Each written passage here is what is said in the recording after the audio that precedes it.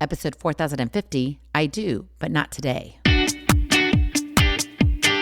Moms, it's time to rediscover, rejuvenate, and renew who you are in mind, body, and spirit. Welcome to Create Your Now, Your Best Selfie, the show to help you do just that. Here's your host, certified life coach, personal trainer, and nutritionist, Pristine. Happy day. It's the weekend, and that means you get some rest, don't you? I mean, hopefully you do. I hope that you have some beautiful weather to enjoy your family and just truly engage yourself in your everyday. But today, it's all about marriage. I do, but not today. For those of you who are brand new to Create Your Now, welcome to this incredible family. I'm so delighted of your presence. If you already haven't had the opportunity, you want to head on over to createyournow.com, where you can learn more and sign up for the Kisses newsletter, the Keep It Simple strategy, everyday solutions to live, love, and impact. Well, this episode is brought to you by AIM, Inspiring Connection and Community. You know, I want to jump in right now because honestly, when I was thinking about this title, I was like, what do I really mean by that? And I think that when we find our significant other, dating, married, right? There's this undeniable magic in the early days of love. It's like, oh, yes. And when two people are madly in love, everything seems bright and shiny and flawless, like nothing can go wrong, or at least as close to flawless as humanly possible. Each partner carries this pair of rose-colored glasses, so to speak, that masks faults, differences, and even potential deal breakers. The world is new, and so is each other, right? You're just looking at each other going, yes, oh, you can't give me anyone better than this. It's the honeymoon of life. But time is relentless. Years press forward, and those blazing mornings turn into years that roll into decades where life happens. No wonder your attitude is, I do, but not today. As you know, life doesn't pause or hit reset. It just keeps going, right? We know the responsibilities that pile up, the disappointments that sneak in, and even the sour taste of lemons begin to spatter on formerly pristine moments. It's like, okay, it's just so sour. Like, where's my sweet lemonade? That honeymoon phase gives way to the harrowing grind of real life. You got the bills, the kids, the work, the stress, the health issues, the unmet expectations. You are running dry. Your bank account is on negative. And that shiny veil fades. And suddenly your attitude shifts from I do to I do, but not today. Why does life have to be so crazy and chaotic? Why is it that we let what is happening in our day affect our relationship? Because it does. You know, why does it feel impossible to keep your head above water, especially when you're trying to keep a marriage alive? Why do you feel like you're drowning in a sea of marriage things? Like, oh, I got to keep up with this, with the waves of frustration, exhaustion, and unmet needs crashing over you. It's like it was much easier when we were dating. That's because you weren't living in reality.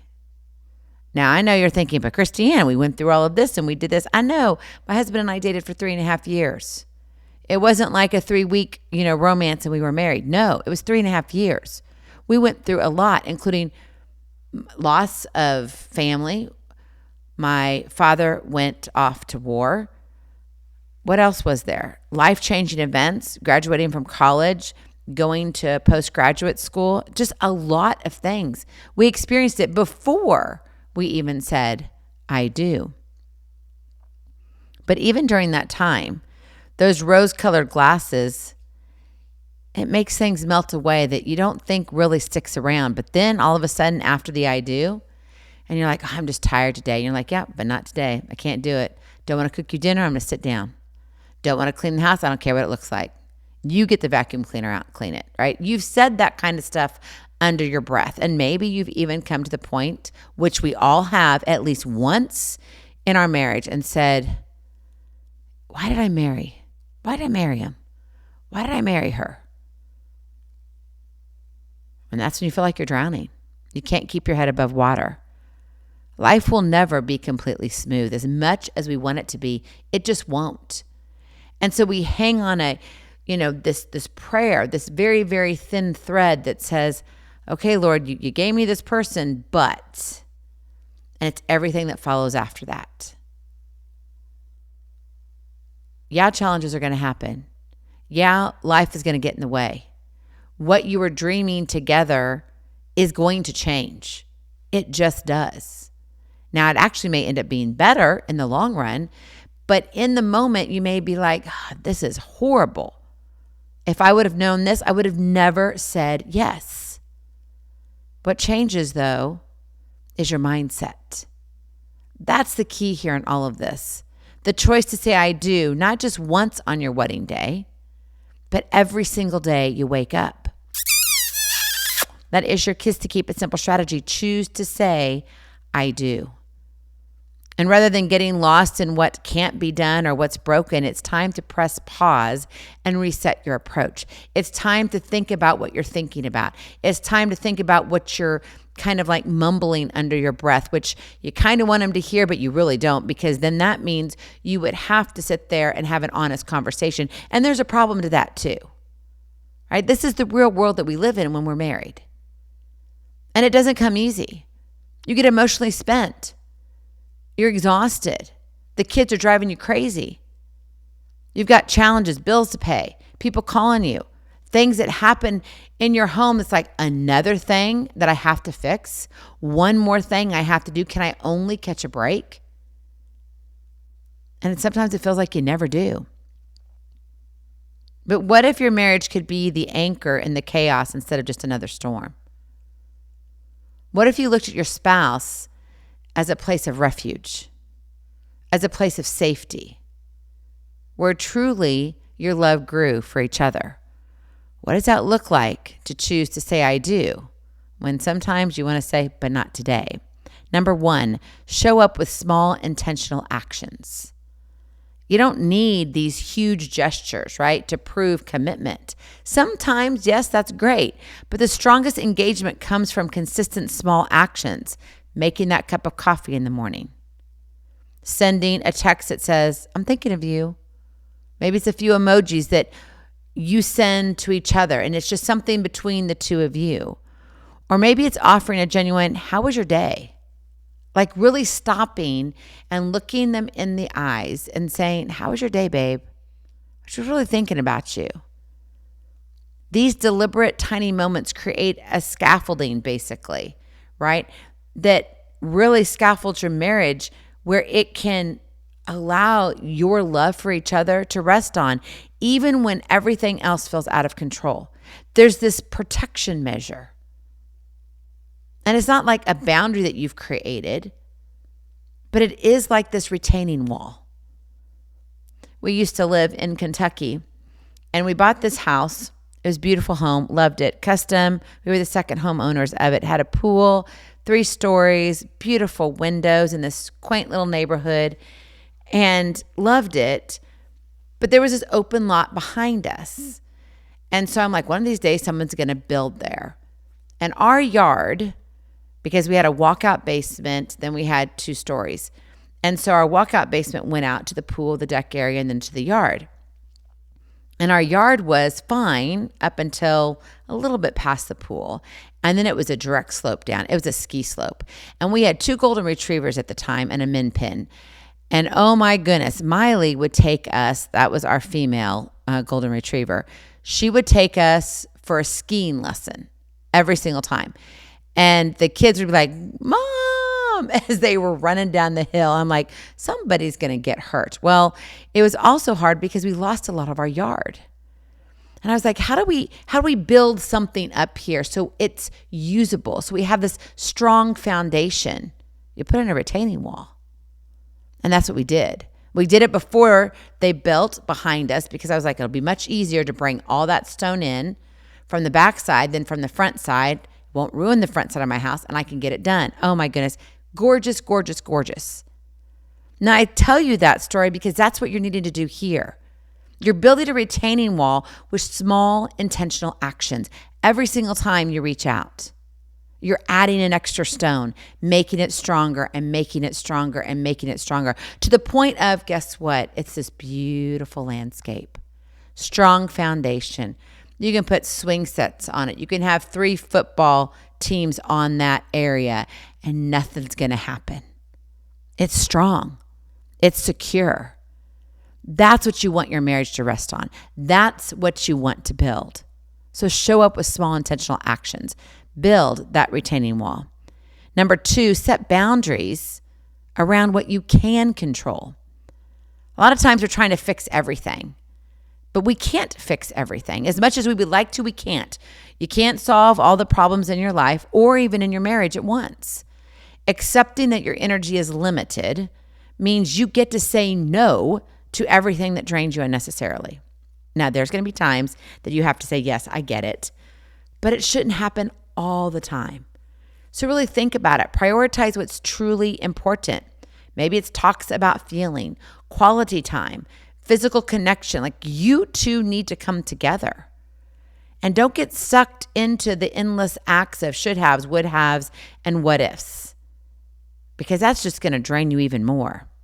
Remember, engaged doesn't mean exhausted. And a lot of times I think we give in the wrong manner. We think we have to do to get.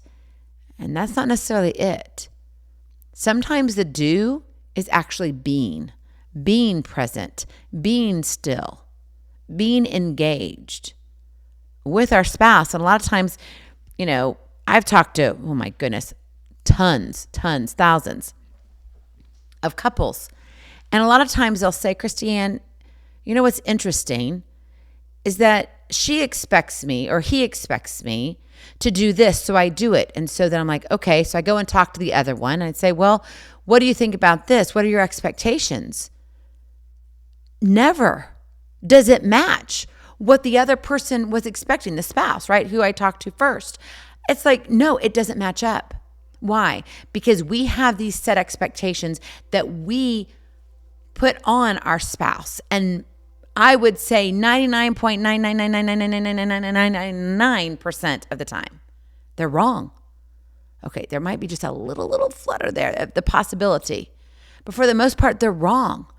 And I know because I lived it too. They're like, they expect me to do this. You know what? They really don't. If you say this is what happened and this is what's going on, whatever, you just own it. This is what it is and you move on. Sometimes it's our own reality that gets in the way of what it really is within your marriage. And so you might be bringing things in from when you were growing up or your own family, and you just thought, well, this is what was shown to me, so I need to act like this or I need to do this. No, you don't. And if you think you do, maybe you ask before you put yourself in a corner. So engaged doesn't mean exhausted. Set boundaries around what you can control. And that's going to give you hope. That's going to give you breath. And then finally, number 3, practice radical acceptance and recommit. Love is not ignoring faults. It's loving beyond them. I want you to think about that for a minute, because that's a hard one. Love is not ignoring faults. It's loving beyond them. We're all going to make mistakes. You, me, your spouse, the dogs, the kids, your neighbors, life, the church, the community. Like there's always going to be somebody that's not going to do what you want them to do. So if you sit there and always hold them to the fire of this is how I need you to be, what's going to happen? No matter what happens, they're going to fail you. And when they begin to feel that all the time, you're going to create this distance. You're going to be building the wrong wall. We talked about the retaining wall earlier, right? Well, this is not a retaining wall. This is the wall that goes above the retaining wall. And you're saying, no more, can't see you. You're not good enough for me. We all know what that feels like because we've all felt that we're not good enough. And it's the worst feeling when it comes from your own spouse. It tears down so fast. So you really want to accept your spouse as a flawed, growing human being and choosing that I am going to give and serve and love regardless every single day. Not because things are perfect, but because they matter. It's the heart connection, right? And when frustrations rise, instead of spiraling into hopelessness, say, I do again, right? Have that intentional, mindful recommitment to the person sitting beside you, the person you're sleeping with, not just this thing in your head that you're going, yeah, if only. We can't live in the what ifs.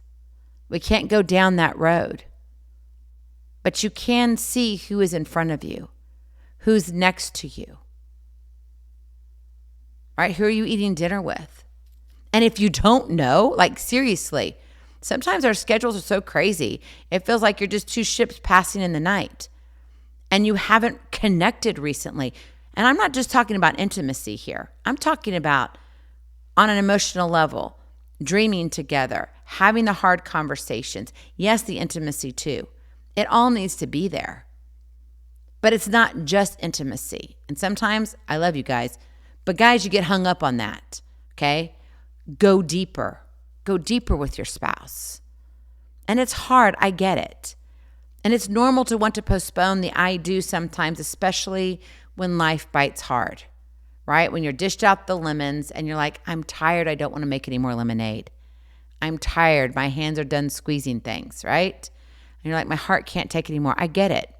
But real marriage isn't about perfection or waiting for things to be easier. It's going to be hard. And that's why you've got to recommit with raw eyes wide open. Life may be chaotic, but your choice to show up, to set those boundaries, and to recommit can be the calm inside the storm. And quite honestly, if we really look back and we're honest, a lot of times we create those storms ourselves. We create something out of really nothing, right? We have these expectations that we put on our spouse. We make assumptions, and we don't ever get clarity. We don't ask the hard questions because I'm not going to be good enough. And if I ask the question, that means I'm vulnerable. And I don't want to be vulnerable, but you should be vulnerable with your spouse. That's the whole idea of coming together. Your spouse should be the one person you trust the most with your life. And if not, honestly, that's another conversation we need to have. Life is too short. Life is too precious. Be the calm inside the storm. You don't have to drown, my friend. Not today, and certainly not tomorrow. Right? I do. That's what you want to do. I do, because you're better together. Go in peace. Be present. Be incredible. Be you. I love you so very much. I cannot wait to see you on the other side. Blessings, hugs, and lots and lots of love. We'll talk to you real soon. Have a glorious, blessed day. Bye-bye. Feeling inspired, ready to train for life and love your journey? Visit createyournow.com for more incredible resources to help you along the way. We'll see you next time on Create Your Now, Your Best Selfie. And remember, always be sure you consult your physician before beginning any health and fitness plan.